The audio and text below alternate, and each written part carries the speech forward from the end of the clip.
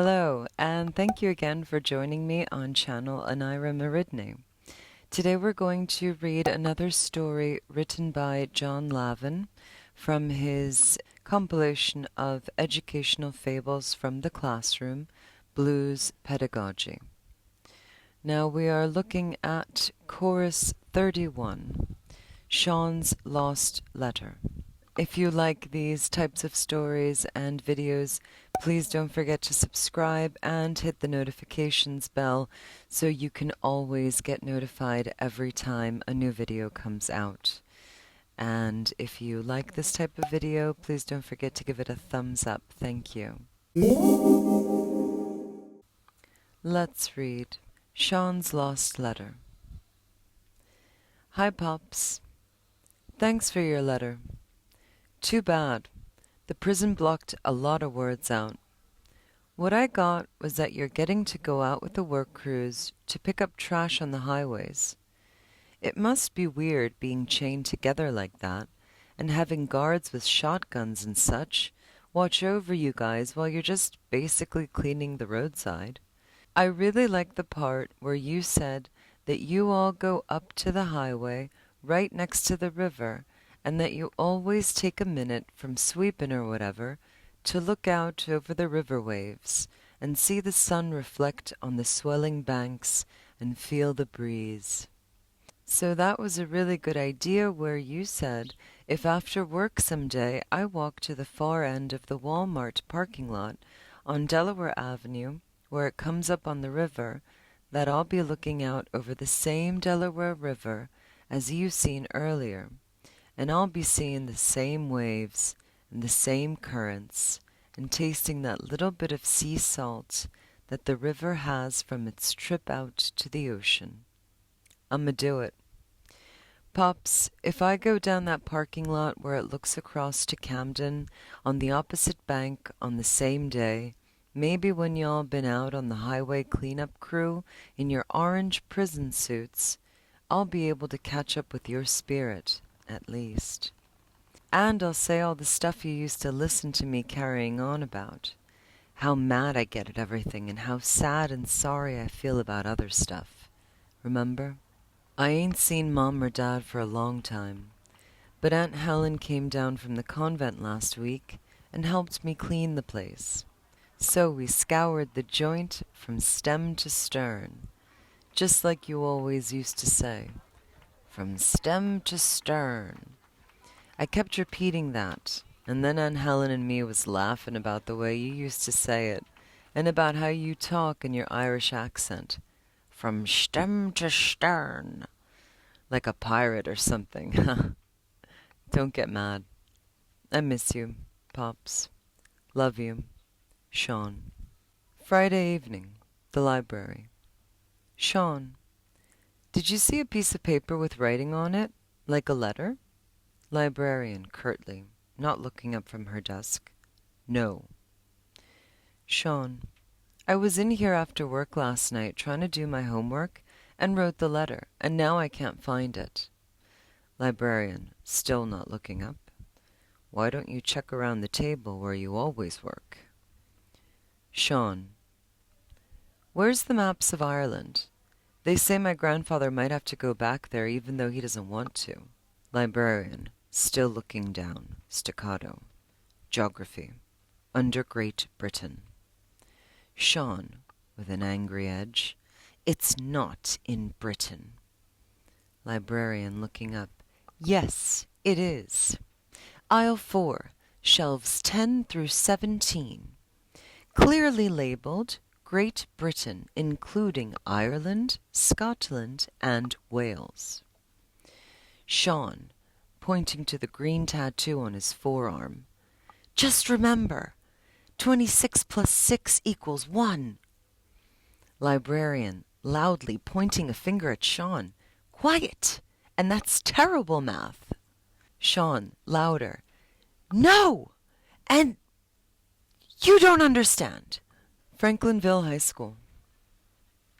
I found the letter on the floor in the back of the classroom while grading papers and cleaning the room on Friday evening. That's when I read the letter and realized that Sean must have dropped it that day during class. Sean was new in our school. His body language was terse. He seemed beaten and bent inward. He refused to make eye contact. He never talked in class. When I asked him why he slept on the desk every day, he said that he worked most nights and that he was exhausted all day. That's all I knew about Sean. But then I looked at the address on his file and recognized that the neighborhood where Sean lived was near the block where my grandfather owned a bar many decades ago. Jimmy's pub opened at 7 in the morning for guys coming off the night shift at Stetson Factory and for other graveyard workers. And some 7 a.m. drinkers were guys on their way out to jobs they hated in Center City offices. And then there were the fellas who had been out all night drinking and wanted one last shot before they did their daily parish. Cousins right off the boat from Ireland lived above the bar. I worked there while I was going to college. It was a hole of a place where I learned the codes of the Belfast streets thousands of miles away. Streets that I'd never actually seen. Whatever you say nothing. I could imagine Sean's grandfather, his aunt, and the way that prison must have shaken them up and spit them out, emotional wrecks, fractured by fear and by frustration and anger. Fractured people living fractured lives. That weekend, I read the letter many times and wondered how Sean would feel about my seeing his message to his grandfather. I put it in an envelope and wrote a simple note on the outside. Found on floor of classroom. And then I noticed that I had planned for our class to read modern writers like Langston Hughes and James Joyce. So I decided to begin on Monday with a meditation. I planned for us to read the Langston Hughes poem that begins, "I've known rivers." Before class, when I gave the envelope to Sean, he tore it open and sat down immediately in one of those desks at the front, disclosing the letter's folds and smoothing out the page while he read it, running his fingers along each line like river waves as he read. Class started, and he looked at me, and I smiled at him, hoping to silently say yes. With the smile, yes, I read the letter. Sean hesitated, looked down, then looked up again, and smiled back, nodding. Then I handed out a worksheet asking the entire class to meditate on the lines that Langston Hughes wrote as a young poet traveling along the Mississippi River on a train headed south. I've known rivers ancient as the world and older than the flow of human blood in human veins. My soul has grown deep like the rivers. I played the music that the jazz musician Gary Bartz composed to accompany the Hughes poem. I asked just one question beneath the poem's lines on the worksheet. As you read, how do you connect the poet's rivers to his soul? After class. Sean. Mister, thanks for finding the letter. Me. I felt lucky to read it, Sean. Sean. I'm not sending it 'cause I just learned that my granddad is going to the prison's hospice, which means that he's very sick. Me. Pausing. Lump in throat. He must be very proud of you. I think you should send it to him or give it to him when you visit him. Sean. I ain't got the time or the money. Me. Still, he must be proud of you. Sean. I don't know if they're going to send him back to Ireland or keep him here 'cause he's so sick. My aunt told me about this hospice thing on Friday after school when she came down from the convent in Allentown where she works. Me. The worst part must be not knowing what's going to happen, right? Sean. Crying as he looked away, as if he were seeing the far shore of a river through his tears and quoting the poem. and my soul has grown deep like the rivers. Me. It's quite a poem, Sean. Sean, tears drying. I'll think about it at work. It's really good. Me. Don't forget your homework. Smiling ironically. Sean. I never forget my homework. Smiling back ironically. Homework assignment. Translate the following passage from James Joyce's Finnegan's Wake into your own words. Remember that this excerpt is taken from the end of Anna Livia Plurabelle's section of Joyce's novel. Hint: the river Liffey is the scene of this passage, all of which occurs not during the day, but at night, deep in the language of a very long dream about all rivers. Monday evening, the library. Sean, do you want to hear my homework? Librarian, I'm busy. Don't you work tonight? Sean, I skipped work to do my homework first, and then walk up to the Walmart parking lot to be on the river for a minute.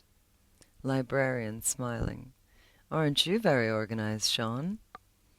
Sean, this guy from Dublin's book is all about rivers. You want to hear my translation of his story about rivers? Librarian, yes, but quietly. Sean, I'll whisper it. It's even better that way. Librarian, you're a very strange young man. Have you been told this? Sean, whispering, I can barely hear you with the waters of the river. The waters chitter, the bats flitter. Are you not going home alone? Think of the waters of the river Liffey in Dublin.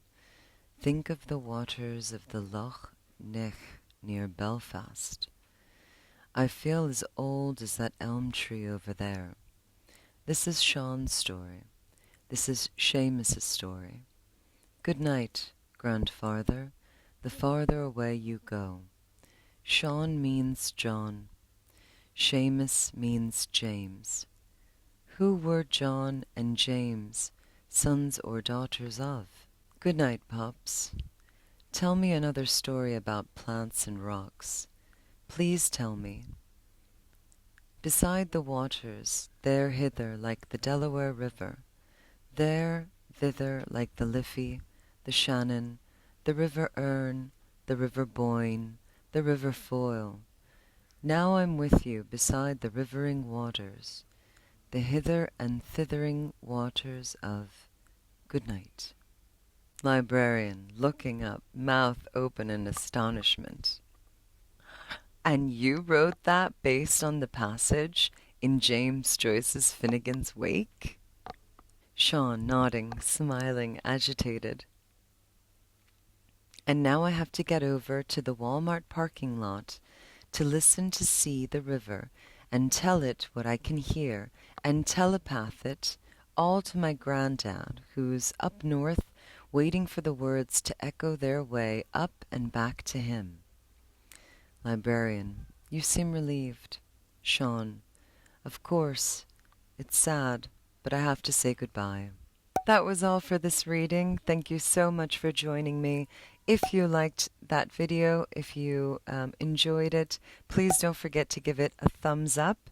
That really helps support the channel and Ira Maridney. And if you'd like to see more videos like this, please don't forget to subscribe and leave a comment. What did you think about the story? I'd love to know your thoughts, and I will see you in the comments section. Thanks again, guys. Bye-bye. Have a wonderful day. See ya.